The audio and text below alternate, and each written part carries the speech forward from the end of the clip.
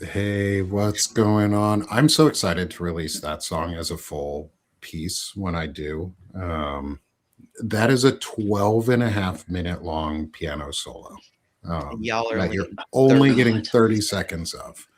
It's one of the most complex pieces I ever wrote. And there's work to be done to simplify it in some areas. But it is one of my favorite pieces of music that I've ever written. Um, and so help me get to help me get to 250 paid subscribers on Sick of This Shit Publications, and I will release my first piece, which is There you go. a flute trio. Yes. Then help me get to 300, and I'll release my second piece, Hey, there you go. which will be the water jazz, which is the piano solo that you hear at the beginning of this show. Anyway, hi y'all. I'm Nick Perro. Welcome to Banner and Backbone's Palantalk episode 17. 17. We've been doing this for a while, dude. 17. 17. Yeah. Don't flock with us. I'm Don't Nick flock Perro, co-founder here at Banner and Backbone, and I am joined by my good friends and my co-host Shane Urich, the firebrand, the mouthpiece in a lot of ways for really good information around tech and around the economy and around what the fuck these idiots are doing. What's going on, Shane Urich, the Firebrand Project? Everybody, smash that heart. Come on in. Say hi to everyone. What's going on, brother? Good morning, everybody. It's good to be here with you. It's another Monday in the fascist states of America, and we got to focus on the tech, no fascism part. And we're joined by our great friend and one of my favorite people, Melissa Corrigan. So welcome back again to Palantalk, Melissa. And how are you doing Monday? It's Monday. How are you doing? How are you doing Monday? It's that kind of Monday. Yeah. Is it already? Yeah. It was that It's kind of just weekend too. It's one of those weekends where there's so much news on the weekend that Monday already feels like Wednesday. Like there's so much. I've honestly I don't know, for my own sanity, I have to turn it off. I don't even. It's a good thing you unplugged. I don't even know what the hell is going on. So I'm sure by the end of this, I'll be sufficiently displeased. But yes. I'll enjoy these next 30 seconds as I mentally prepare myself for the onslaught of reality. But no, it is inevitable. Some days I wish we didn't live in the darkest timelines of sci-fi, and instead we could enjoy Star Trek. Yes. Like the fun, like the world building and the social programs and the space exploration and the medicine of Star Trek. I don't want to live in Terminator. I want Star Trek. Like, it's not too much to ask, is it, guys? One of y'all, couple of y'all billionaires could just give some money back and stop. Couldn't one of the billionaires us. be a good guy? Just couldn't one of you I don't know if it's be possible. like Batman or Iron Man instead of Lex Luthor? Like, y'all are Lex Luthor. Seriously? We need one superhero, and none of you wanted to build an Iron Man suit and become a superhero. Instead, you just wanted to be assholes. So bullshit. Fuck you guys. What's crazy is I just started watching The Boys again. Oh God. And it's like watching it now is like, holy shit. Like, it's just like, it's funny because even like 5 or 6, years ago, I don't remember when the first episode of The Boys came out. It might be longer now. But I remember the first time I watched The Boys, and if you haven't seen that show, like, trigger warning, it is fucking gnarly. It is super gnarly. But it is also such a spot on example of the whole dystopian reality, and that the idea that if there was superheroes, they would be commercialized is so on point with the reality that we live in. If you look at like if superheroes appeared tomorrow, someone would corporatize them. They would be above the Yes. and they would and the whole plot is basically, I'm not going to spoil it, but it really very much follows the entire concept of you have the rich and powerful, and then they begin lobbying the government, right? And it's like it's just all it's like these things that were supposed to be sci-fi or fiction are just so fucking real at this point. Yeah. um, that it's really one of those things, like you said, Nick. It's like, dude, this timeline is just like fucked up. Like, this is just so weird. And I have my own, reservations about certain things, and it's like we live in this moment, and there is give and take. There's positives and negatives of the technology we have, like there is. But it's always interesting to see what someone thought 10 years ago would be not realistic or like fictional, and suddenly it appears to be very in line with a non-fiction take. Yeah, and one of those things is a subject that we've talked a lot about here on Palantalk, and we continue to bring Melissa back for is flock safety, Yeah. and what the fuck is going on in Norfolk, Virginia, because it can impact all of us in either a good or bad way, and it can allow us to hopefully do some citizen-led action that reveals and creates more cases that could possibly create real court precedent and push the surveillance system out of our homes and our neighborhoods. Melissa, can you talk a little bit about flock safety and about the case itself to remind people who might, and to tell people who Yeah. might be new here? And then we'll go into some of your latest on what's going around and what's going on in Norfolk itself. Yes, for sure. So to catch everybody up, Flock Safety is a company that wasn't exactly a brainchild of Peter Thiel, but his money and presence was in the incubator, and until he was asked to leave. And after he was asked to leave, he kept tabs on this particular company, Flock Safety. So Flock manufactures, at this point, they're manufacturing cameras and drones. They've fully expanded into the drone market. They're marketed as license plate reader cameras, and they're sort of sold to the public as this super innocent traffic cam type thing. That is not the entirety of their software. Their software is truly where the constitutional violation comes in.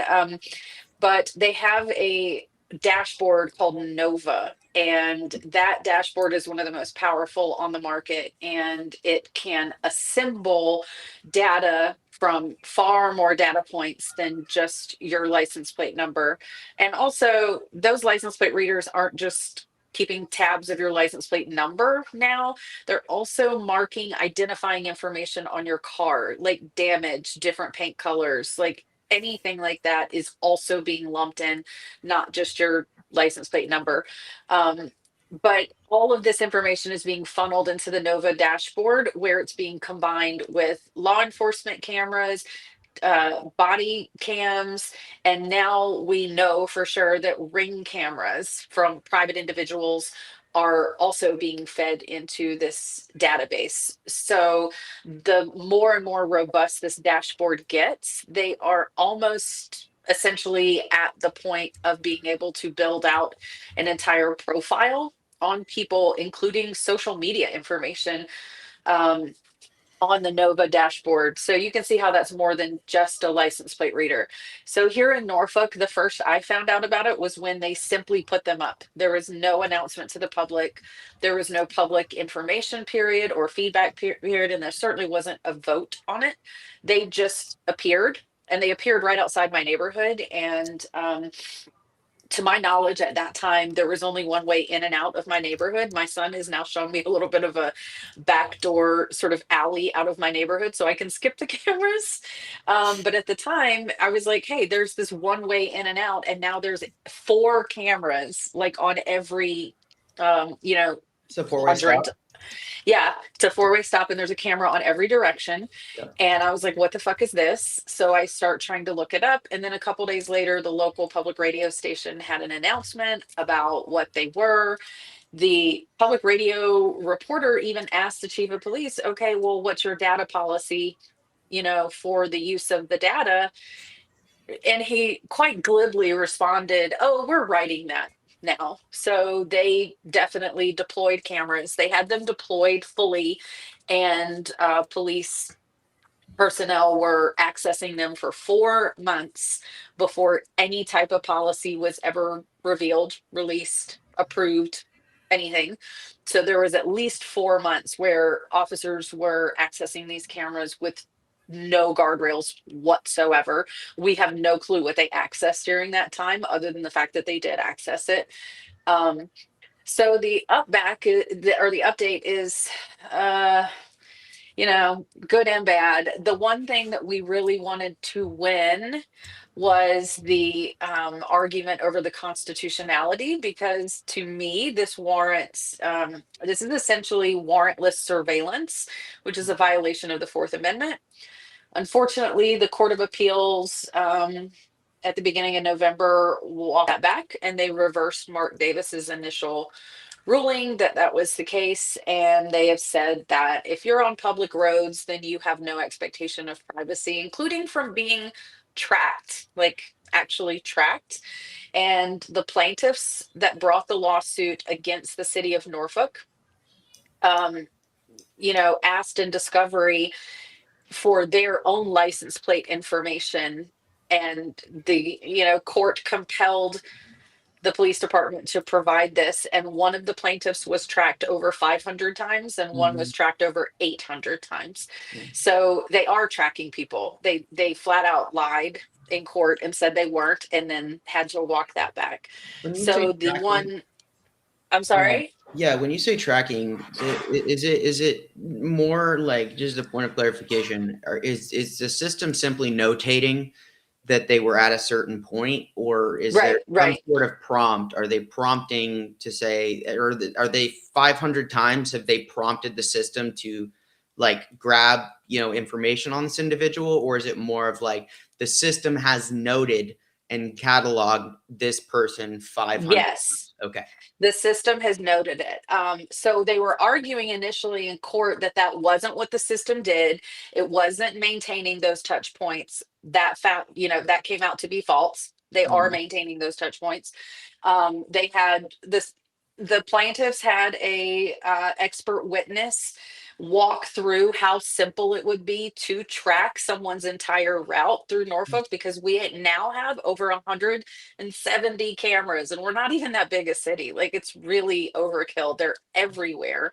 And so he, you know, did an entire demonstration of how easy it would be to track someone's movements.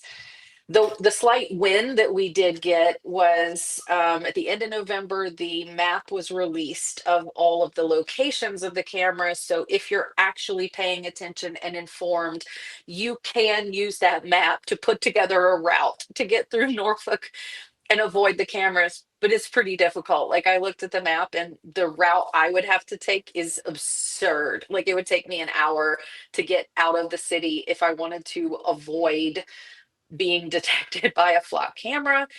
And then the most recent update is, of course, that they have deployed drones. And as of 10 minutes before I got on this, I Googled everywhere I could to see if there was any announcement to the people of Norfolk that they do have the drones. Of course, there's not. And in fact, there was a statement a few months ago denying that they were going to use drone technology. And I've shown you guys the videos of the drones outside my house. And I did call the police department, acting like a concerned citizen that was just walking by, and they confirmed those were their drones.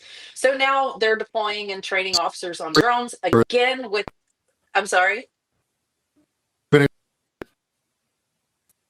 Uh-oh. Am I frozen? Oh, that was me. Okay. I froze there. So, Okay. Melissa, can you finish your statement that you were saying? And then I wanted to ask a question about the drones. Yeah, so I just feel like they're doing the same exact thing as they did with the cameras, is they're just deploying the drones without informing the citizens, without, holding a vote. Are you guys comfortable living somewhere with drones flying around tracking your every movement? So, to me and my family, like, it's been very frustrating trying to inform people in the city. There's a lot of people that kind of have this attitude of like, okay, well, if you're not breaking the law, why are you worried about it? And so, like, okay, I guess I just need to move then.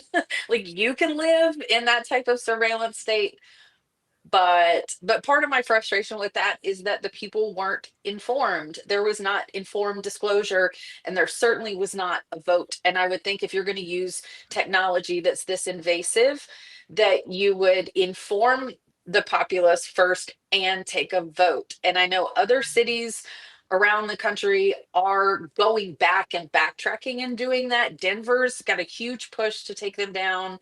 Evanston, Illinois is the one city that like keeps coming to mind, that I know they got theirs taken down, and they had to fight the company to take the equipment out. Like, if you're just a vendor, why are you doing that? Why are you fighting cities to The keep your irony of cameras it, up? yeah, really quick, I'm going to throw your question, but there's a statement because the irony of that position that you so commonly hear is, oh, if you're not breaking the law, then why would you worry about being surveilled? What happens when they decide that that orange sweater you're wearing is against the law, bro? Guess what? Like, what happens? Like, you're assuming that something like the law is static. Like, it's not Right, the idea of not breaking the law. It's the ramifications of if they choose to change the law or whatever the hell they feel like doing, because that's the nature of things at the moment. Then you've already been surveilled. You could do something you think is entirely not illegal, but suddenly right, they have a record of you turning left is now illegal on green if you don't yield, right? And they're like, oh, now you're going to fucking jail, buddy, because they've got you at every intersection right. turning left on green if there's no one coming the other way.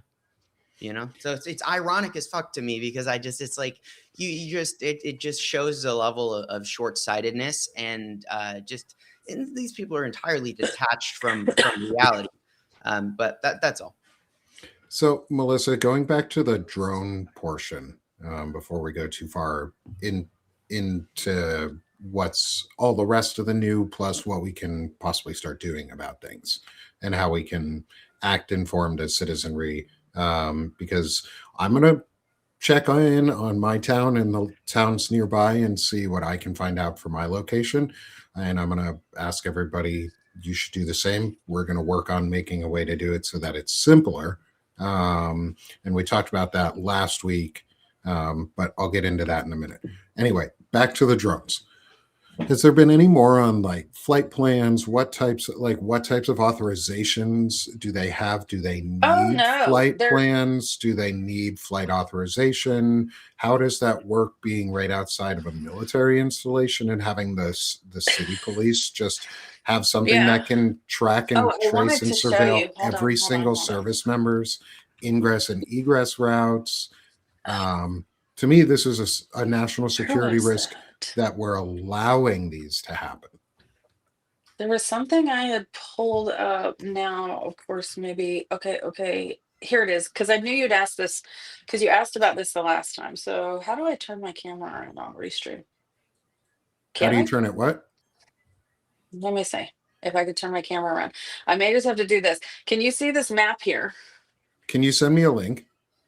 Yeah. If So, you can this is a message that link to map me, that I'll put it up on the someone, screen.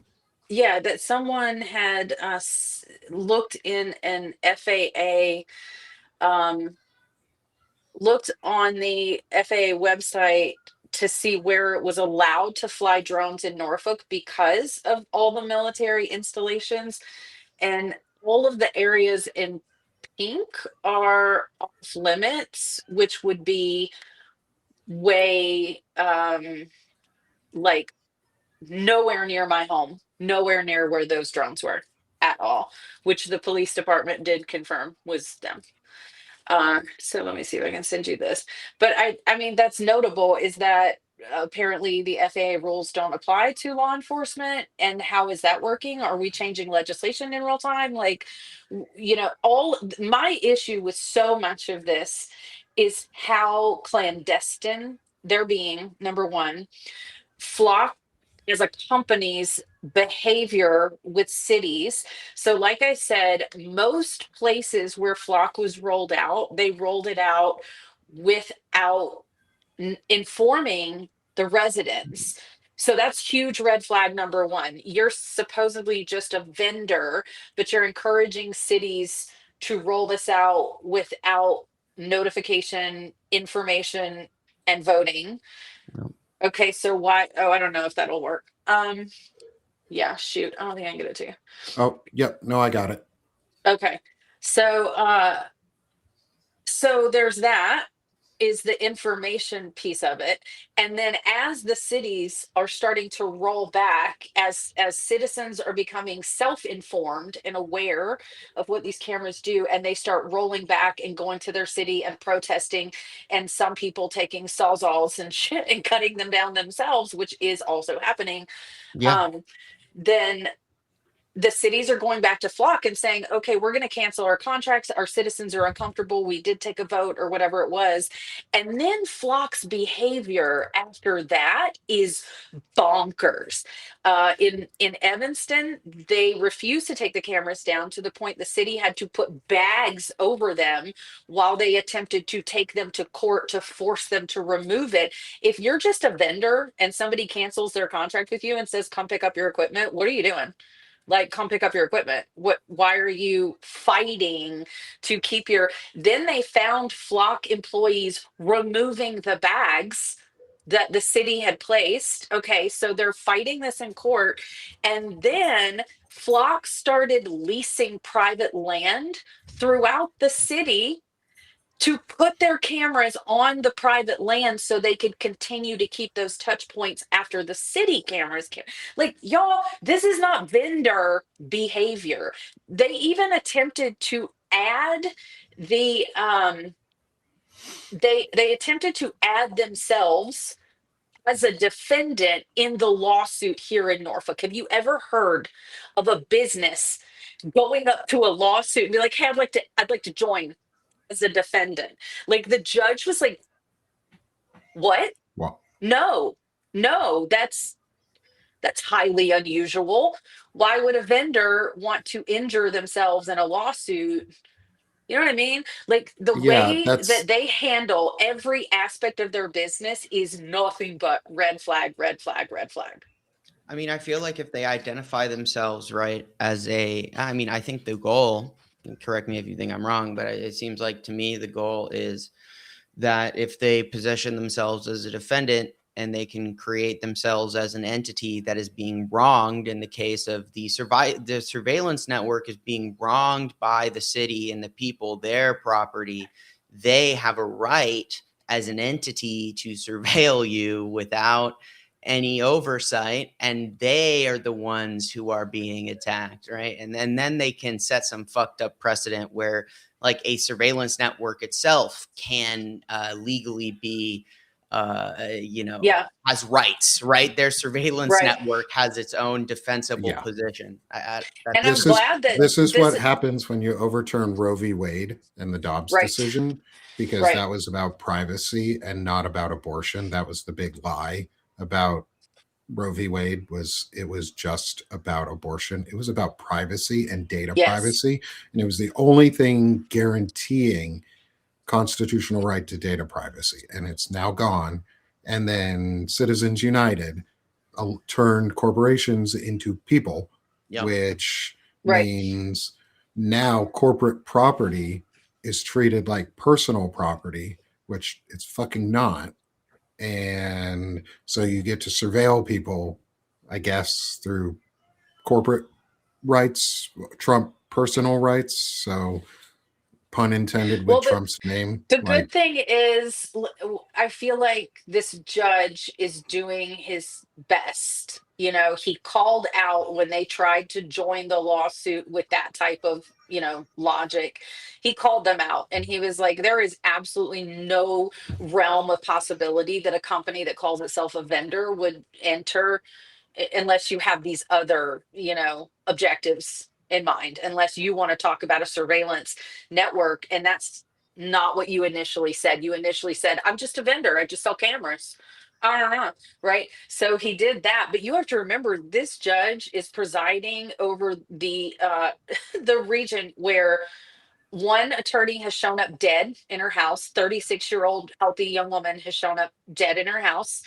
Two more federal prosecutors have been fired for not doing what Trump wants. I mean, he's seen his local office decimated. Like the Eastern Coast district has been decimated. So I can see how he's proceeding with caution, but I respect the fact that he is still pushing forward. He could have ruled on this at any time. According to what I read this morning, he is still pushing for it to go to trial in February. so without fear or favor, I'm sure there's some fear in what's going on for this judge, but he's at least working to use the judicial system the way that it's supposed to be, which is without fear or favor, Right. which means you cannot threaten or intimidate a judge into giving you what you want.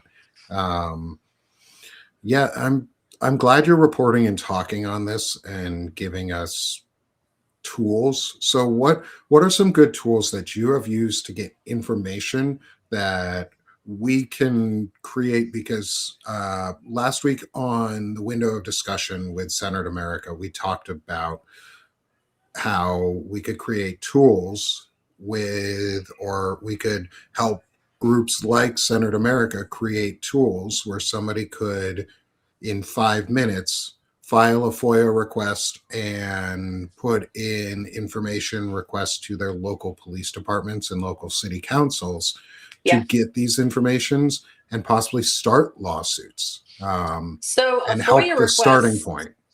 is a little bit complicated for people who haven't done that before.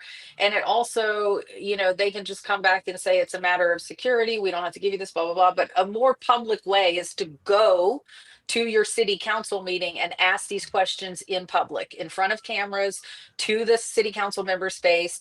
Start asking, if you've seen these cameras, say, I'd like to know more about these cameras, why they were put up without a vote.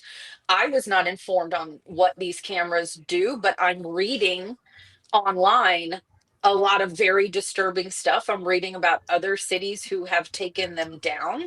So, as a resident of this city, I'd like for you all to make a plan to inform us, and I'd like to vote on whether or not I want to live in a place where I'm surveilled at this level, because when I moved into this town, they weren't here, and I'm comfortable, with that. So I think that's going to be a more productive way of getting this conversation, because it's really going to come from a groundswell in all the cities that have been successful with getting them taken down. It's a groundswell of information, people sharing information with one another, and then going to the city in a very public and loud way and saying, hey, why are you selling our data to big corporations? Why are you tracking our movements around our city? You have to answer to us.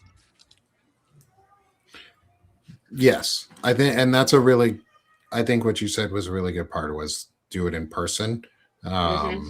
so that it gathers real attention, because it's Yeah. harder to say no or to shut you down in a public setting like that, where you're guaranteed the right to ask those questions.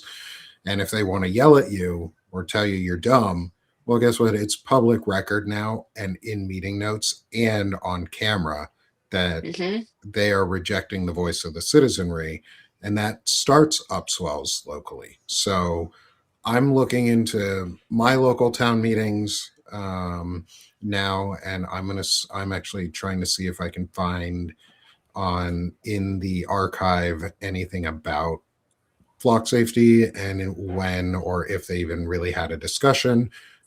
Because I wrote in my town's name, and so what I wrote was my town, my city, or my town, my state, flock camera city council meeting. The first thing that popped up was past city council meetings focused on this tech, including concerns over privacy and data use, leading to debates and potential contract reviews. It ended up that the city council approved it, even after local, like the first article was local officials unfazed by privacy concerns over surveillance. So they know. They Yeah. know that it's a They're concern, getting and they fucking know money. that Like, people don't want it. it's gotta be. It's like it's that simple. Like, I mean, the only recourse is going to be, either public opinion or, judges, kind of, sort of depends on the judge, depends where you're at.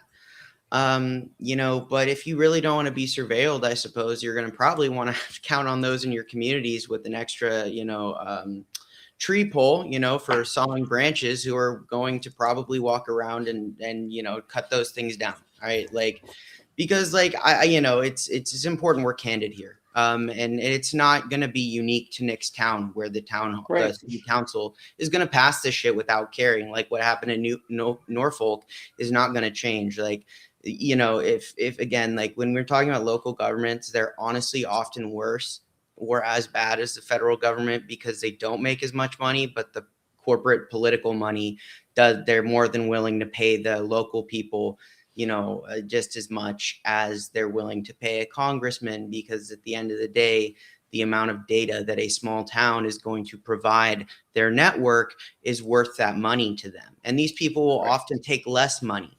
So it's like, as much as like, it's like what, Melissa said, it's important to go to the town hall and say it to their face. And, like you're saying, Nick, put them in the position where everyone sees that they're doing it despite the fact that people are actively saying, hey, I don't want to be surveilled. I don't want to have a data profile built on me.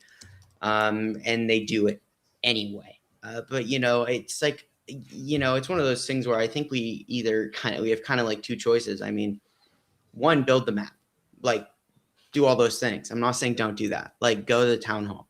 I'm not saying don't do that. But like they're there, and people really in a community have two choices. They can either put the bag over the camera themselves, or they can be surveilled.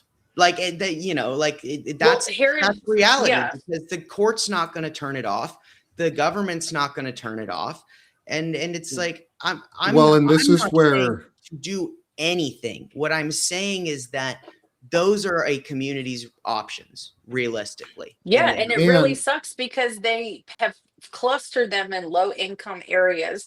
And here in Norfolk, if you remove or damage one, because I'm going to be honest, people in my neighborhood like don't fuck with that. So the first camera went up, and within a week, somebody ran it over.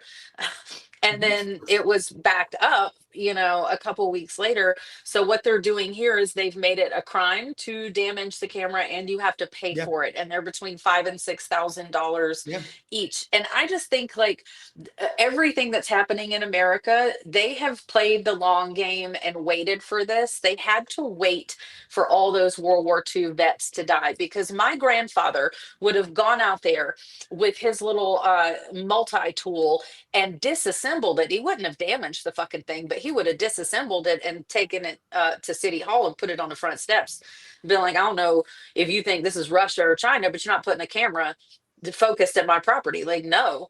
And probably there are tons and tons of other World War II vets that would have done the same thing. They would have just disassembled them and said, you're going to take this back. We didn't vote on this. I didn't vote for this. So the fact that they waited for bullshit like this until most of these vets have died off is like, that goes back to other stuff. Like I've read Jesus and John Wayne and the absolute long con of the Christian nationalist movement, but it all plays in because those type of dudes would not have put up with surveillance cameras in their neighborhoods. Like not even a little bit. yeah, no, totally agree. I will not argue with that specifically, because that would happen, and that's the thing. There are ways that you can do these acts peacefully as well. Is especially once a court has ruled, once the court and the judge has ruled on the and if there's a jury within it, or if it's just a bench trial, whatever, whoever has ruled and made the adjudication for this, unless it's put on hold for some reason, is if your town, say, or your county judge decides that for your county or your district, these cameras no longer are allowed to be up, and the city should bag and place bags on them. If they are bagged and then say those bags are removed, I would argue, and I'm not a lawyer, so this is not advice on what you should or should not do, but I would argue that if, say, the company decides to come in and remove bags, it is within a citizen's purview to uphold the law and uphold the most recent rulings from those laws to ensure that the cameras are then rebagged. And if the city's not going to do it in a timely fashion, a concerned citizen has the right, since a judge has ruled, yes, this is the decision, to then help enforce that decision and uphold the law. Because laws don't uphold themselves, citizens uphold laws. And Right. so if we aren't willing to be the enforcement mechanism, who is? And what is a police officer going to say if you go in and say, here's the court order that said that flock safety cameras need to come down, and if they don't, they are bagged until they come down. Well, I saw one that didn't have a bag on it. So by this court order, I am following the law to rebag it until the city comes and puts an official one on. I do not see any flaw in that argument, but that's also my personal bias on my own argument. But I'm just saying here is get Yeah. creative and do things peacefully. That's peaceful and patriotic, because you're upholding the constitutional law, you're upholding order, you're providing privacy, because the Constitution was about holding private ownership and private rights, mostly for white people and slave owners, yes. However, that's been much more expanded in modern times to include a lot more people. You have the right to some privacy. You do not have it is a constitutional violation, in my opinion, of your right to not be unduly searched or seized. I would say that living in a state where you are constantly surveilled is unreasonable search. Yeah. Because you have to consent to pretty much everything else. Why do I not have to consent to have my life surveilled? Like, I've consented to so much else, I didn't consent to that. And so there's no freedom there. It's the illusion of freedom. Often security feels like the illusion of freedom, or freedom feels like security because you're safe. You feel free because you're not worried about violent crime. Well, the violent criminals are the ones putting the cameras up to prevent the non-violent citizens from living peacefully. Oh shit, we lost her for a second. Melissa. See? Oh, she's back. They're coming after us. Flock safety's after us. They don't like us. Joke, flock safety. I don't care about you. I just want you to stop surveilling us. So, Melissa, what are your thoughts on... Can you hear me? Melissa? Shane, can you hear me? I can hear you. I can hear Melissa. I can hear Melissa too.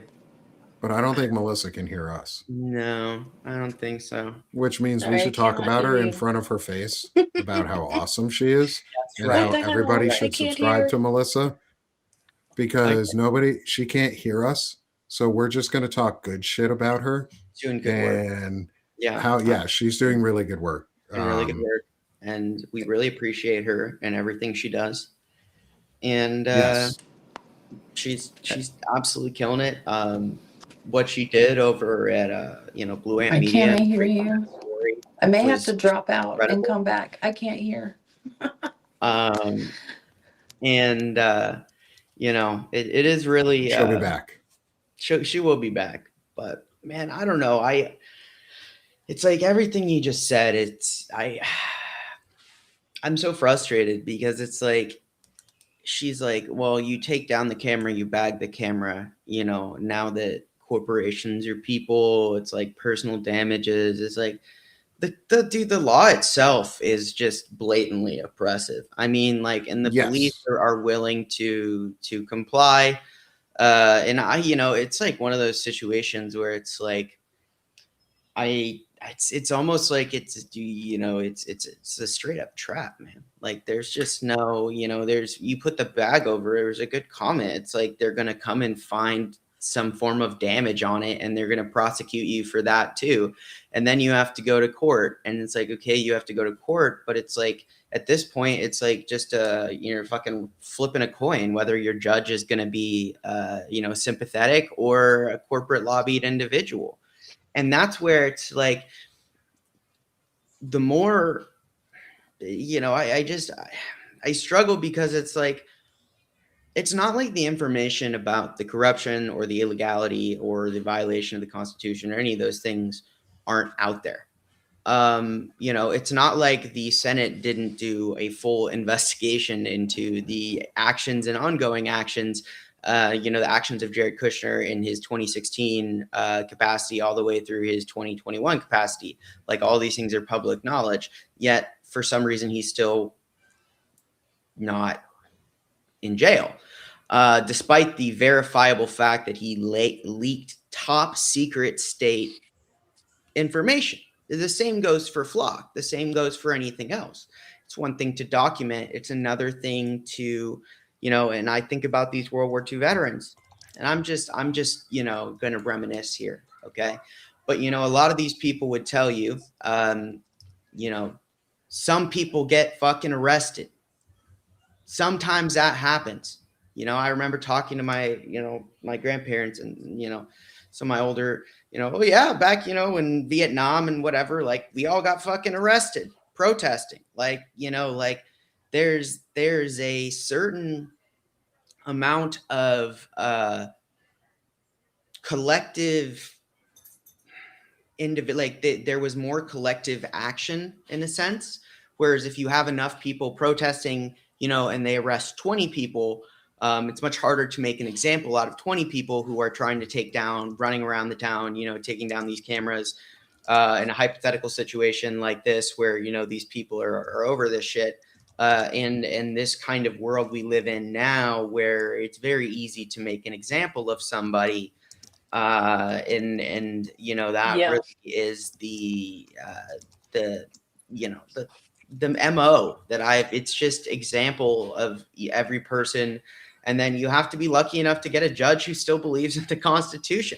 Like, right. It's all 50-50. Like, there is no legal standard in this country. And I struggle because I want to have some sort of faith in a legal system. But I also think that, to a degree, that's misplaced, to misplace that faith that it's going to work out for someone, because it's not.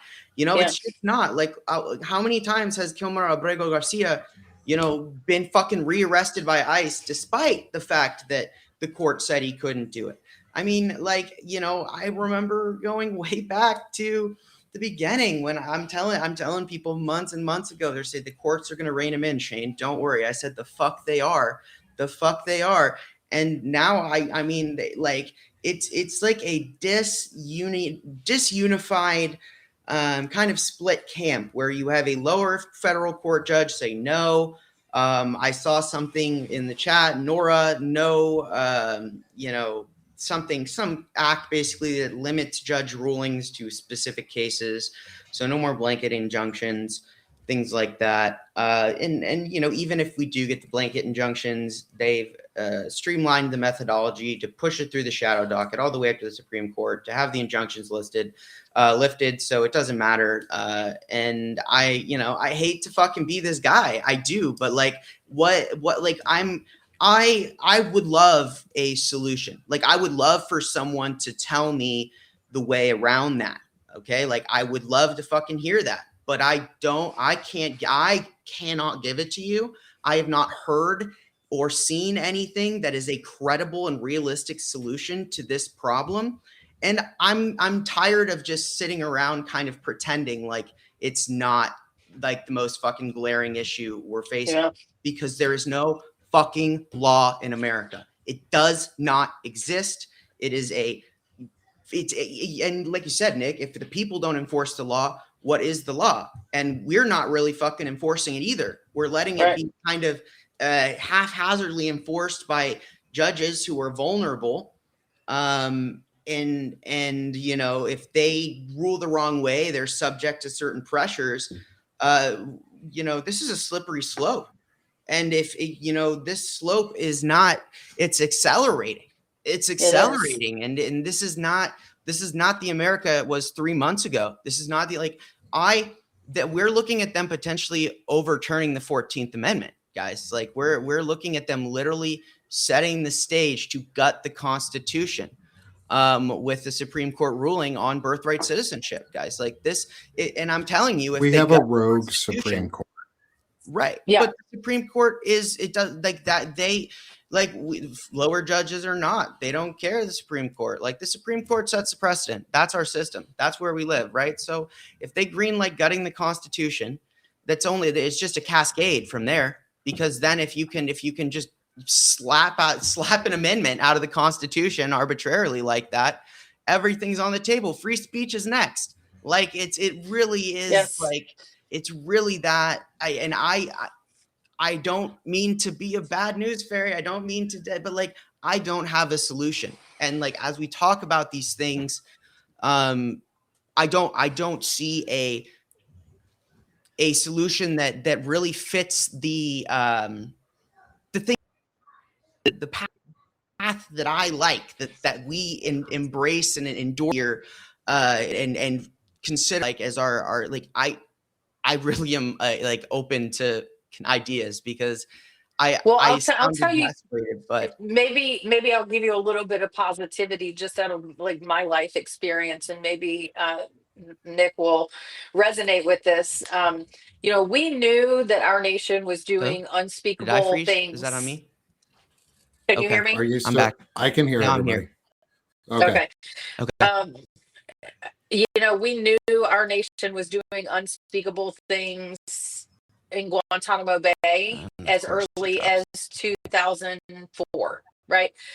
But it wasn't until 2008 and the economic crash that most Americans got off their ass and were willing to step forward and say, we have a major problem. Like, and people started protesting, and there began to be an Occupy movement. And, you know, we are heading into, without a doubt, I've talked to a few other people this morning about this, we are heading into a depression, and it's going to be a bad one.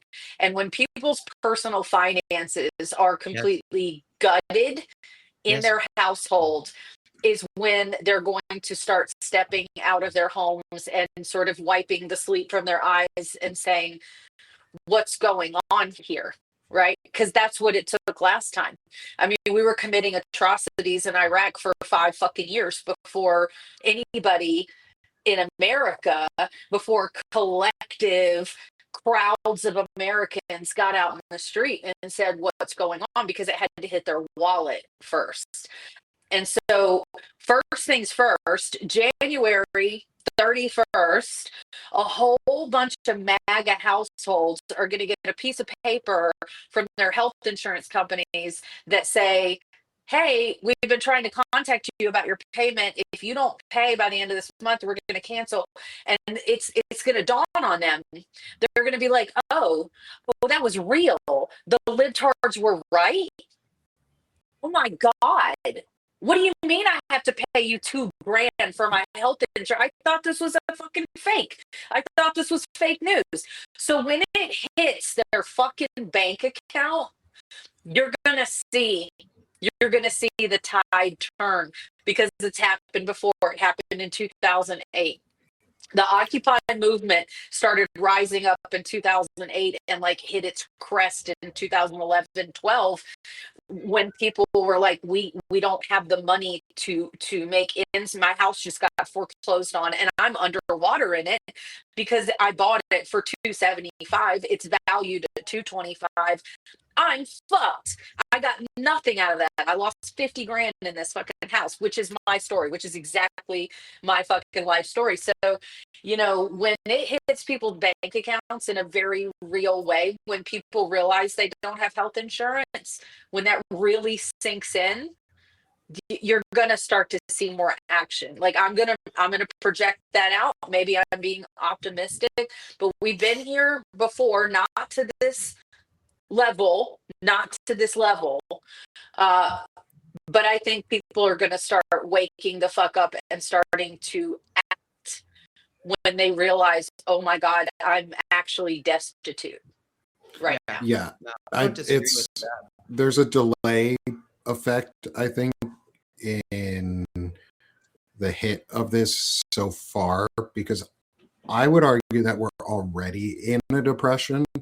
It just we haven't realized it yet, because like we've been losing jobs. We've been in negative job numbers for months, pretty much. Yeah. Then all the job numbers are fake.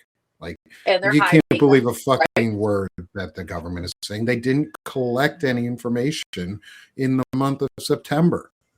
Like, there's a missing month of jobs numbers. Like, they're just, or was it October? It was October. They didn't collect. And if you're killing it, why wouldn't you be out here publishing it? Right? Yeah, if you're winning. Yeah. So it's and just to respond to folks in the chat, we know Substack is having issues with audio and sound.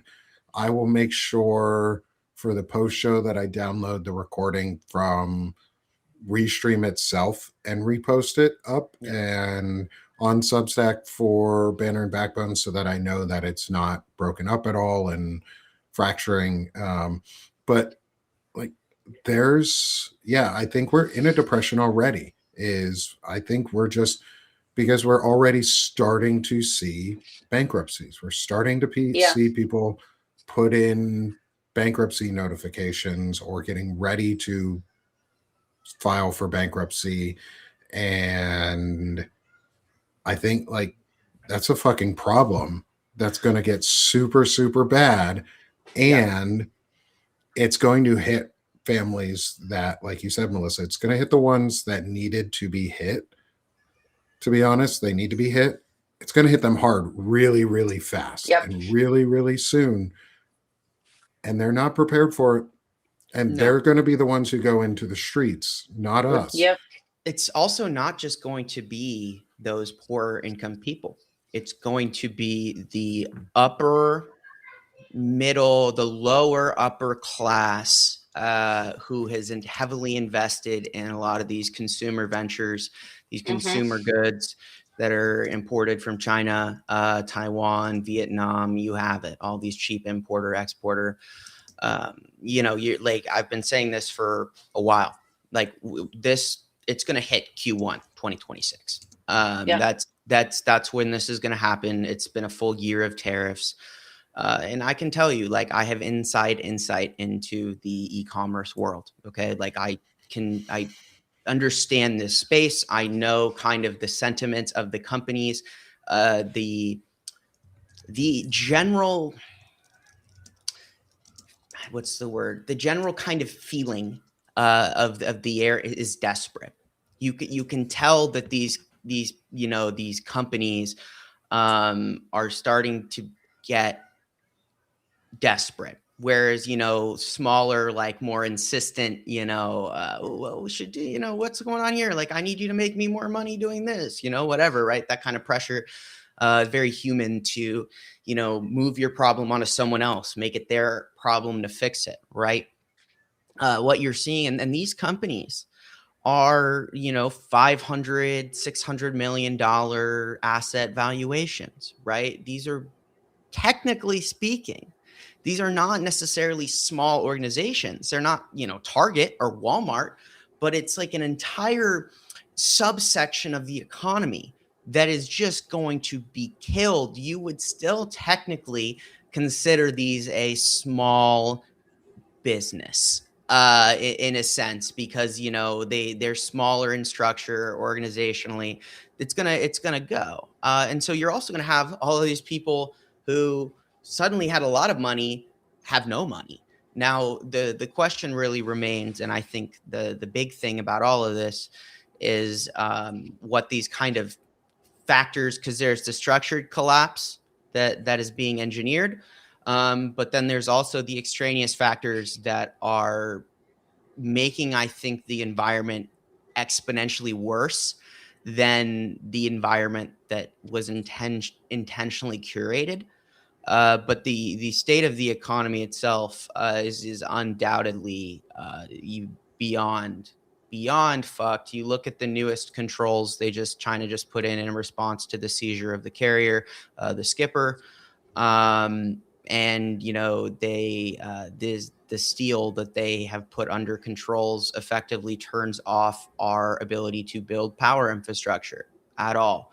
Like this is like, there's things that were intended, right? The big tech bubble, like these things, the real estate refinancing from the rates cuts, because they had almost $1 trillion in real estate loans that were going to come due in December. So when they cut rates, they were able to refinance almost $1 trillion worth of bad real estate loans. So that's why they, needed to cut those rates. And so, there's just things they've planned, and the people are going to go hungry, and the health insurance premiums are going up, and all of these things. But you're also going to see, I think, what's interesting, what's going to take this from, which was probably intended to be a very bad recession, for the purpose of consolidation and extraction of wealth from the middle class, is going to become a massive depression.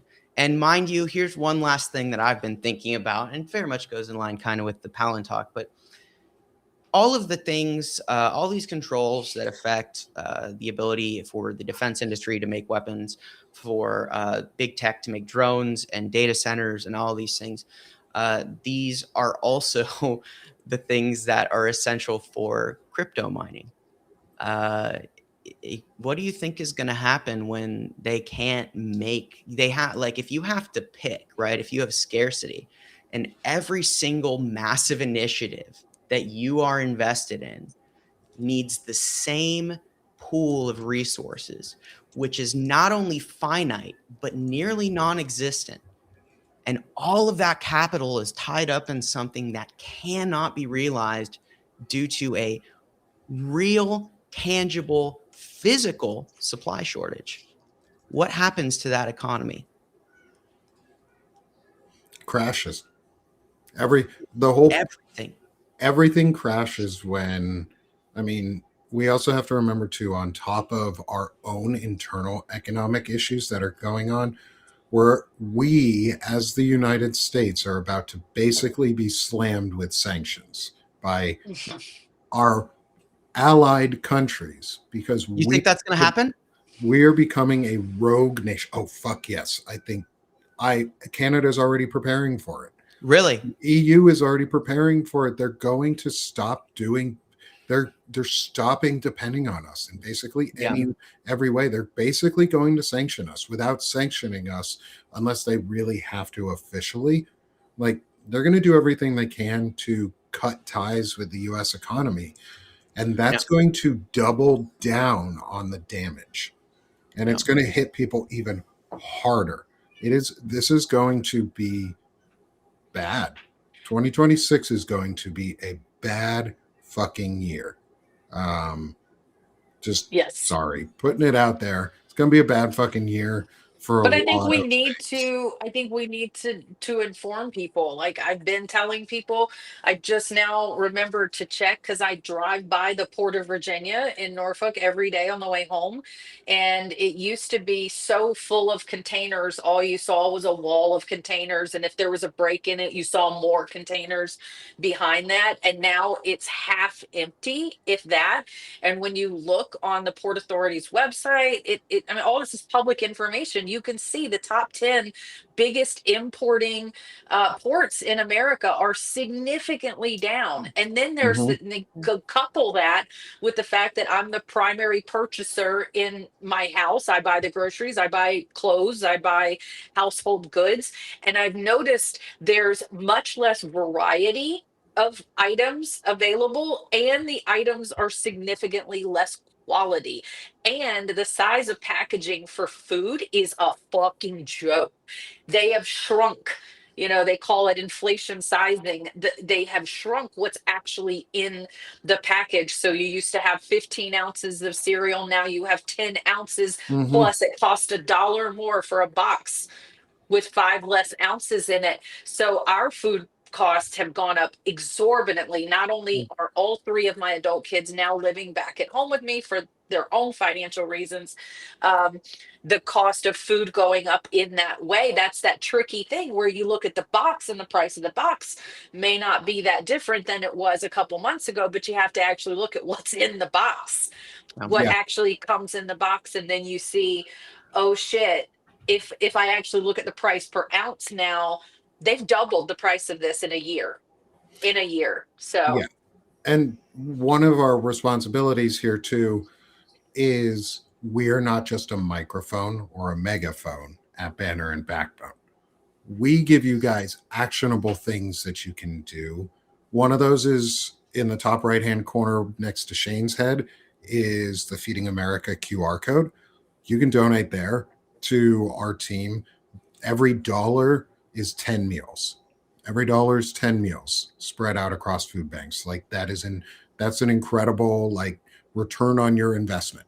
You can feel good about donating to Feeding America. We don't touch that money in any way. It goes directly to Feeding America. It just goes through our team name. And that's it. We're on a $20,000 goal for our entire Substack team. That includes Counterstory Media, the Firebrand Project, Sick of the Shit Publications, the Opinionated Ogre, others. A lot of us, Gen Xe with Dana Dubois and Lawrence Winterman, like it's a community event. It's a community thing. Also, part of what we want to do is simplify some of these processes, like the FOIA request process. But like Melissa said, it's not an easy process to put in a FOIA request. It's not an easy process to go through your town hall's meeting notes and find when and if they ever talked about flock safety or any type of traffic camera systems that have been put up in your communities, because you have to either read through all of them or download all of them and then do some find and search and find in them, either put them in AI or do a control F and find things. But you actually have to search all of these things. It takes time, and then you have to go and talk about it, and you have to be informed so that when, say, you go to a city council meeting, you don't sound like a fucking idiot.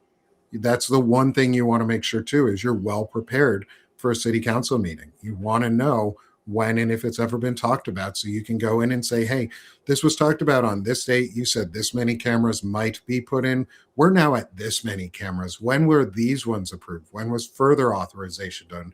What has, and if there's no talk about data retention, about things like that, that's where we will get them. It's not, and this is where like we try and do a little, I think, where we give some hope and like actionable hope. It's not just false hope, is this paper trail of information and all of these folks who put in and put FOIA requests in and get this paper trail out there and into the public sphere, even put it all through AI and just say, hey, put this into your database basically and tell me how many times any of these systems and surveillance systems were ever talked about.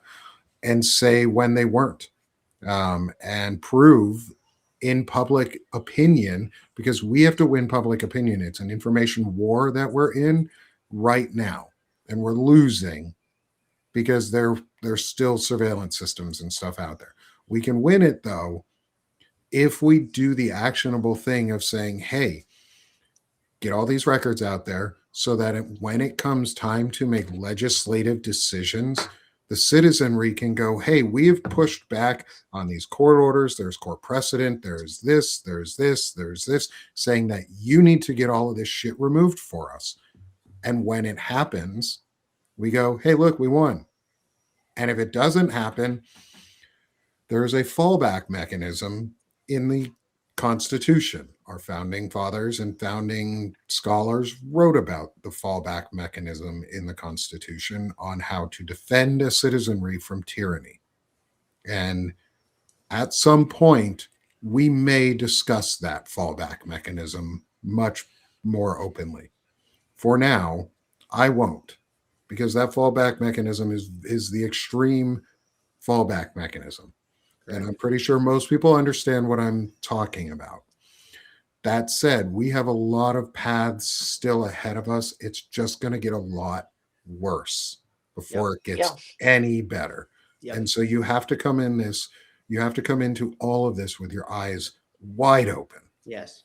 Your financial situation is not going to be as good in 3 months as it was 3 months ago. It's not going to be anywhere near as good in a year unless you are actively participating in the organizations that promote fascism.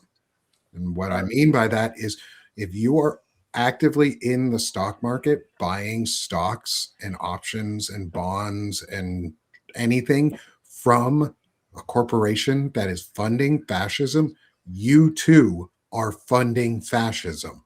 Correct. Your dollars can go a long way if you stop investing in the companies that fund fascism. Divest from the fascists, and then find companies that are publicly traded if you want to, or private companies like ours and our businesses and our personal businesses, and fund us instead. Put that money in entities that you care about and that you will get a return on investment for. Don't fund the fascists.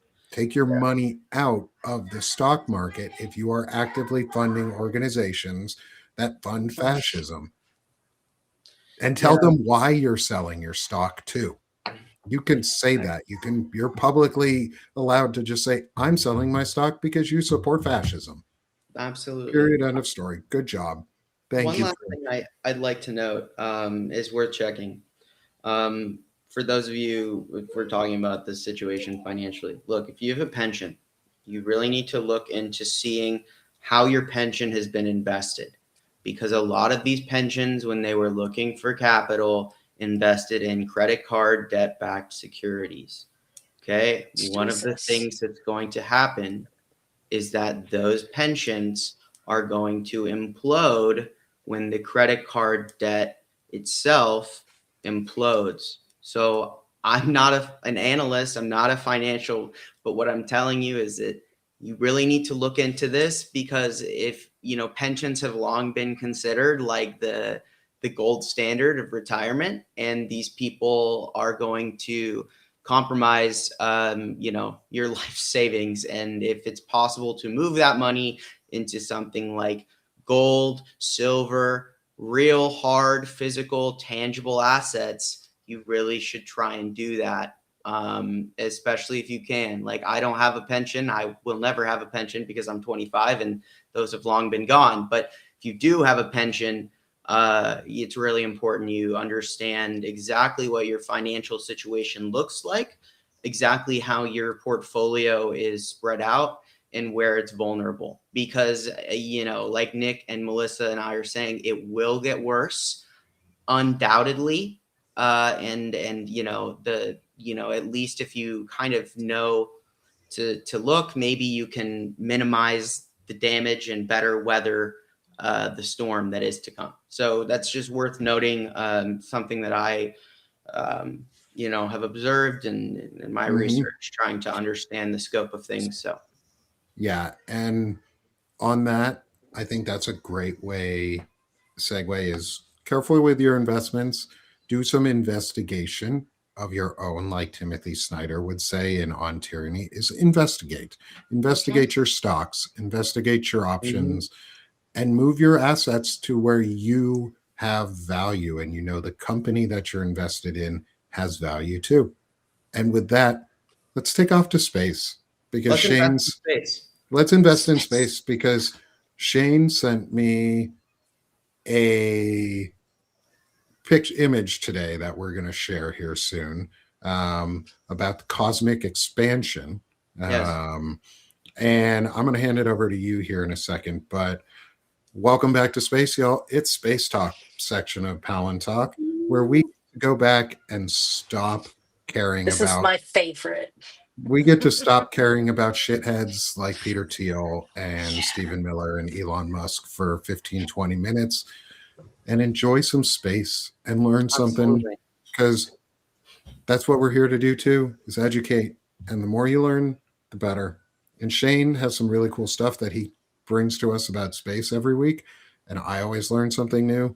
So let's get into this one. Let me share my screen with the image. And Shane, take it from here, brother. So for those of you who have long been, with Palantalk, in the Space Talk, you'll notice a couple weeks ago I was talking about how there's a new theory suggesting that the universe itself was 23.7 roughly twice as old as we thought. Twice as old as we thought. Yeah. So what are you doing, girl? What are you doing?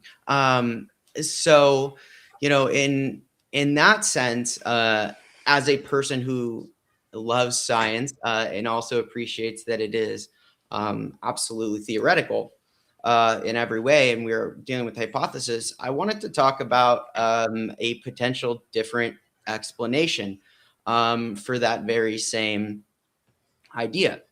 And most of the things that we are seeing come out of JWST beyond the obvious being able to see farther is that all of our discoveries regarding the age of the universe are being challenged by the JWST's ability to look at redshift all the way back to the universe and its inception. So one of the things I thought that was interesting is I was kind of just perusing my my space content, if you will, is you have this kind of idea that we don't really understand. We understand that there is cosmic expansion. We might not necessarily understand the rate in full. And one of the interesting things about this is if they're looking back into the universe and they see, a galaxy, okay, that, formed 13.4. And I want to point out that the early universe is predicted to be 13.5 billion years old. They're seeing something that formed supposedly 13.4 billion years ago. That would suggest that the earliest galaxies that we're seeing formed in the first 800,000 years of the galaxy, of the universe, sorry. But they're also so far away. In some case, they're measuring, 46.5 billion light years away. Well, how is that possible if the universe itself is only 13.5 billion years? How could you have some light travel longer than the distance of the observable universe? And it kind of, creates like the existence of the universe. It's almost paradoxical in a sense. But I thought this was a really great example of how, cosmic expansion can potentially be misleading, or another example of maybe why you're seeing, this doubled redshift, and I love this example, but it's like a balloon, right? So how could you have light traveling farther than the universe itself has existed, while simultaneously also, while the universe itself is, let's say, 13.5 billion years old, which, is questionable. It could be double, it could not be. We are in the middle of a massive void. We've talked about the voids and the filaments of the universe, and how, expansion is probably not uniform based on the amount of matter, specifically dark matter, and how that interacts with gravity. It can slow or speed up the rate of expansion dependent on how much mass is present to really pull on that dark matter. So when you have something like this distant galaxy, like you see in this picture, all the way to the far right, and you have a universe that is, let's say, 8 times the width of, and width is a bad word, but I guess the diameter of the known length of the existence of the universe, it then goes to show, well, maybe you can get these redshifts because of cosmic expansion and the fact that it may not be uniform. The best example here is this idea of a balloon. So you have the Milky Way in this distant galaxy, which originally are basically really close to each other in the early universe. However, as the rate of expansion increases, you're going to see them move farther and farther apart, because as it expands, these two things are going to stay generally in their point on the balloon, right? The dot on the balloon is not going to move. What's going to move is effectively the balloon itself. The medium they're located on itself will get bigger and bigger and bigger. The dot will stay stationary, but it will move as the balloon gets bigger. And so now you have this situation where you basically have the expansion of the universe versus the light itself. Now, where my brain explodes, full transparency, is I don't understand how you can have light from 93.8 billion years ago reaching Earth, that has been around, like, from where it is. So either light somehow expands, but then you also have this issue of like how we're in kind of like the theory of like the cosmic wall, where eventually it's going to expand, right? The vacuum is going to expand so far away from us that we will eventually be in a sky where it's just dark, because universal expansion is going to be faster than light, and the light will never ever reach us. So I guess like what's interesting about this to me is how you really understand, when you're looking at cosmic expansion, the scale at which the universe is moving, and whether or not what that means for us as we observe these redshifted universes all over, and how far we're able to go back, right? But it's such a weird kind of paradoxical thing to think about, where it's like, okay, this galaxy is 93.8 billion light years away from us, right? At the rate that light travels, the light from that star, those stars in that galaxy, has taken, or should have taken, 93.8 billion years. But we know the galaxy is 13. No, we theorize the galaxy is 13.5 billion years old. That is the prevailing theory that is most generally accepted right now. I don't know. It just kind of like, it's interesting that you can see on the, the balloon, it makes sense, right? It's like, okay, well, like you put it on a balloon, the balloon is the universe, the balloon blows up. And, actually, Alex makes a great point. Light doesn't experience time. And so light, as far as light is concerned, the photon that started 93.5 billion years ago, 93 billion years ago, when it reaches your eye, it's still that exact same instant, as far as the photon is concerned. Now, my question is, I think, and I could be wrong, but I think that light does have physical constraints in regards to the speed at which it moves.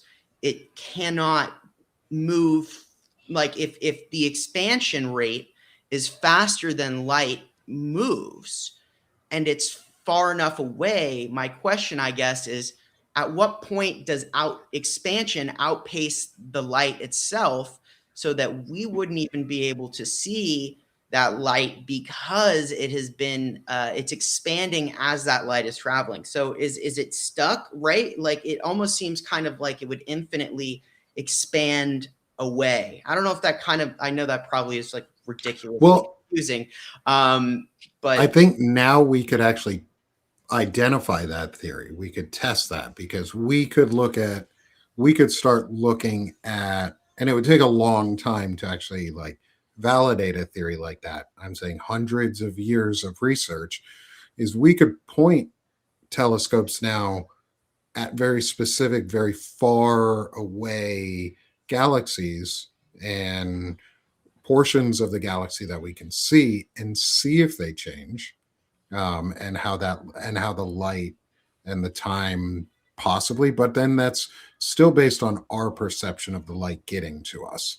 The thing that makes all this possibly, or at least to me, is interesting. I think the idea of the balloon is, I would more argue that we're actually, and this is just me, not a astrophysicist or somebody on that end of this, is it feels like we're more in like a balloon with other balloons or bulges on parts of the balloon, where because things expand at different rates and say parts of the expansion happen at different times, like our galaxy may be expanding in this direction at a slower rate than the overall, or at a faster rate than the overall galaxy. So we're getting stretched within the bubble, so it would bend, but we're not the only one that's happening to. So it's like that, those weird like shaped balls that have all the bumps on the outside that aren't exactly the same size, so it bounces all weird. Um, that's sort of more what I imagine we would be going through, and I don't know how that might affect, say, gravitational lensing of time, or light, and how like that could shift the it's way we interesting. view light going through, and how distance might work, because we may think we're further away from something than we actually are if we're, say, in a bubble that has allowed us to see it from a different angle, so it looks really, really far away, but in fact it may actually be really close. So the light has actually taken that much time because, say, it's had to go in an arc around a bubbled structure, and we're Right. just seeing it from a different angle finally.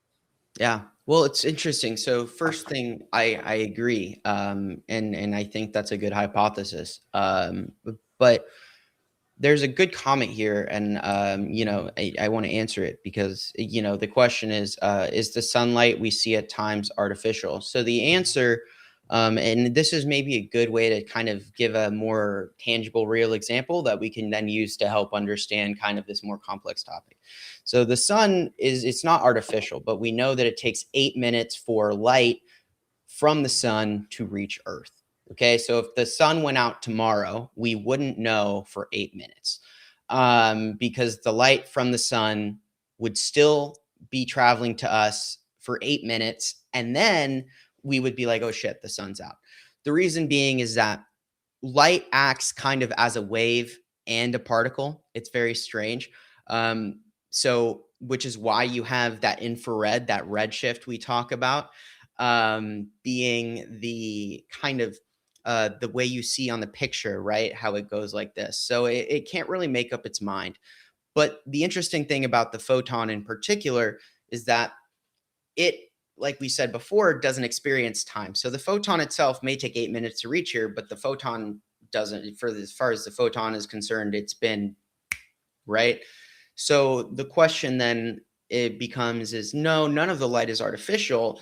And I think Alex has generally the idea of it in that, it's more, I think, my, process my brain leans to, and I was doing a little reading for clarification here on the side, but and it's in line with what Alex is saying. So the photon is moving at the speed of light, which is the fastest that you can go.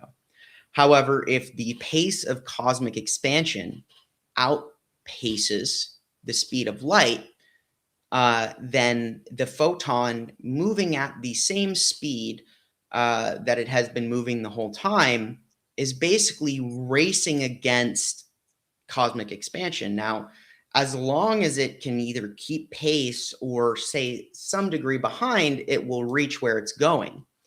But if it gets too outpaced, then the photon effectively, if you're trying to walk on a rope, right, to the middle of a rope. So we're walking from one edge to the rope. But imagine the rope just keeps getting longer as you walk. So you're just walking to the middle, but if they keep lengthening the rope and the middle keeps getting farther and farther away from you as you walk, you will never reach the middle. Now, the photon is you and the rope is cosmic expansion. And your point you're starting at, the very same as the balloon, if you're trying to walk across the surface of that balloon, it's kind of that paradox where you can half the amount of space you walk indefinitely, right? You could say that walking 10 feet, you could walk half of 10 feet again and again and again until it becomes an infinitesimally small number value where it's like, well, you can't walk that far at all. Now imagine the inverse of that. And you essentially can never walk far enough. And that is how you're starting to get to this point where they can observe this crazy distance. But this light is still reaching us because it was emitted early enough that because of even at the rate of cosmic expansion, it does reach us.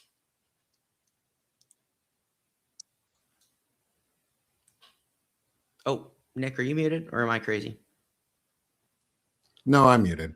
I like the idea that of the ever expanding desert, basically. You can walk in the desert forever and you just you're going on the hill. Imagine you're on a sand dune and you keep going up, but every step you take, you can never get to the top because the sand just keeps sliding out from under your feet. But it's still growing. It's still growing. You still see it. You're still trying. You can just never quite reach it. And I think that's cool. I think that's okay. And I think that's also a great way to ground us in the idea that we have a lot of work to do and we are going to reach at least one goal. We're not getting stuck on a hill and we're not going to go down this slippery slope forever. So we're going to return to Earth and return to Palantalk to sell ourselves a little and to build support from the community. So welcome to Banner and Backbone. I'm Nick Parrow. This is Palantalk. We have been here for 17 episodes now, me and Shane Urich. And so come support us here on Banner and Backbone. Help build the network. Help it make this continue to grow. So eventually, when Shane has some more time and I have some more time, we can do a separate space talk by itself. And because we know people want that. But also come support the network so I can actually pay Shane at some point for the work that he does and pay Melissa for the work that they do around Banner and Backbone and with me and supporting me, because that's the whole point of it, is we all need to grow and we're all here to grow together. So help support me so I can help do that. And go support friggin' Melissa Corrigan, because she is the best. She is the best at what she does. I know a lot of people who are very good, and the best at what they do specifically too. Melissa is the best at what she does, which is report truth. She reports hard-hitting, very informative military and veteran-related news. And she's not afraid to go out and do all the right things and live and talk the talk and walk the walk. So go follow her on Counterstory Media and subscribe to her. Melissa, sell yourself, my friend. Thank you so much. As long as I'm continuing to report on Flock and have these drones outside my house any amount of support is welcome to continue spreading the word. That's all I want to do, is spread the word and inform as many people as possible. So, I understand that we just had a conversation about the economy and everybody can't afford a paid subscription, but in these times, sharing and restacking is just as Mhm. valuable as a paid subscription. So if you want to subscribe at the free level and then just share and amplify and get the word out on all these stories that I'm covering. Absolutely. Yeah. And that's a very important point, is free sharing is free. Yes. It also gets Yes. it out there. And there are a lot of people who you would not expect are getting the information that we're talking about. Because we're talking about truth and we're not bashing people or their personalities unless they deserve it. We're bashing ideas and we're breaking down and Yeah. we're exposing the truth that people want to talk about. Melissa does a lot of that at Counter Story Media. And so help share her word, spread it, send it to your friends, give subscriptions, because then they'll probably send it to theirs too. Trust me, I know they do. Thank you, It's Nick. worth it. It's worth it. And then next, my good friend Shane Urich. Can't do this without you, brother. Shane and I have been doing this at least 17 weeks now, if not more, because we started doing it before we brought it over to Banner and Backbone. I think we did like 6 episodes before. I don't So even know, man. We've been I doing think, this for a while, and yeah, I it has been a really while. enjoy it. Yeah. And go support him. He works his ass off. He's doing so much work, and he is having to pull back from some things to balance the amount of work that he's doing so that he doesn't burn out. So help Shane continue to burn bright and become a paid sub with him. Shane, what do you got to say about yourself, my friend? Yeah. So, like Nick said, I'm trying to do a little bit of a reorg, figure out how I can prioritize the right things. One of the things I'm not going to change: Firebrand Project, Firebrand Report, geopolitical analysis, storyboarding, putting together kind of the larger narrative, and trying to kind of understand, connect the dots. So that's what I do every day. That's not going to change. Bigger focus on investigative journalism. So, less in terms of lives, per se, but actually you're going to get more information, net positive in terms of the things that I'm researching. So, but my goal has always been, as my heart, I'm a polemic essayist. I write essays. I investigate things. I ask questions. And that's what the Firebrand Project is about. It's about you guys joining me as Firebrands and asking those questions. I'm kind of like a launch. I try to be a launching pad. I want to arm you with information so you can go and ask these questions and talk about these things in your lives. So if you want to be part of that, if you want to engage in your, civic opportunity, some might argue your civic duty to go and discuss these things. And change the dialogue and to forge dialogue and to burn bright as part of the Firebrand Project. I welcome you to come and join me over here and keep doing that. I do my best, and I will continue to do that. That is my promise to you guys. And come be a free subscriber. If you can't become a paid subscriber, if you can become a paid subscriber, $6 a month. I do a paid subscriber live stream every Friday where we just hang out and watch YouTube videos and laugh, and it's really fun. That's awesome. And so you could always come do that as well. So it's a great way for you to kind of expand your horizons, go beyond the headlines, and be able to put together a lot more of the things you're seeing in your headlines with reality, and that's the goal. So come Awesome. join us over at the Firebrand Project. Love it, Shane. Appreciate you, brother. And come join me at Sick of This Shit Publications. Yes. Help build the community there, because I know the word is getting out.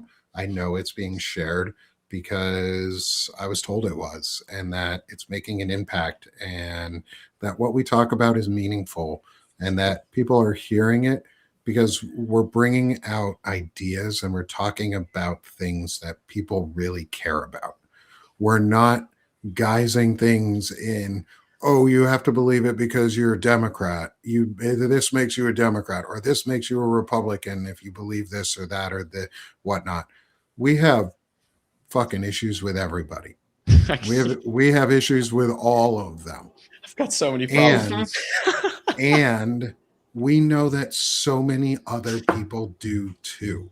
Yes. We know that you guys want positive role models and positive influences and positive discussions and things that actually matter to you. And that's what I'm trying to bring at Sick of This Shit Publications, Yes. with chronic illness and mental health discussions, with masculinity and positive, intelligent masculinity discussions, and as well as I'm trying to boost my friends in community building.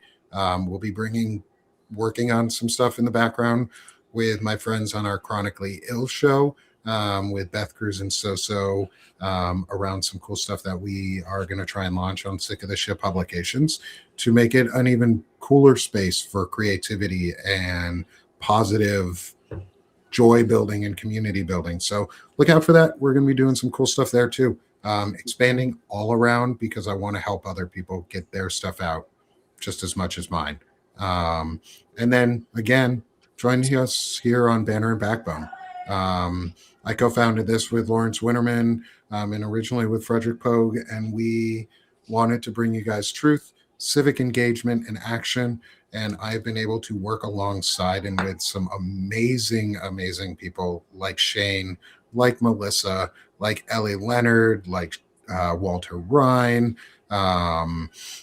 so many more.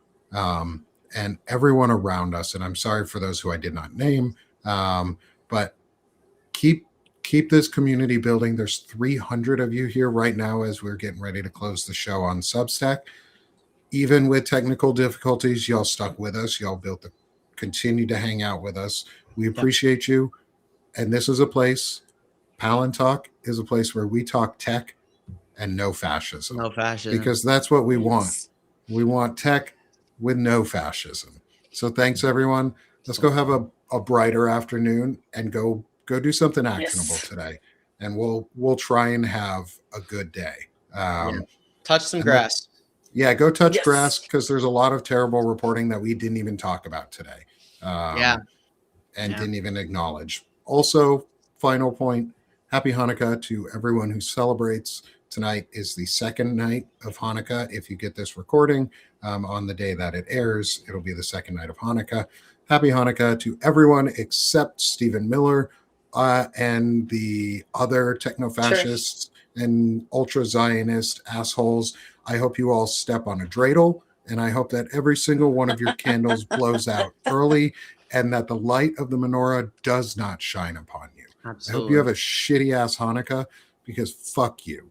Absolutely. You're assholes, and you're ruining it for the rest of us. And a bunch of Jewish people got murdered this weekend because of people like Benjamin Netanyahu and the violent rhetoric.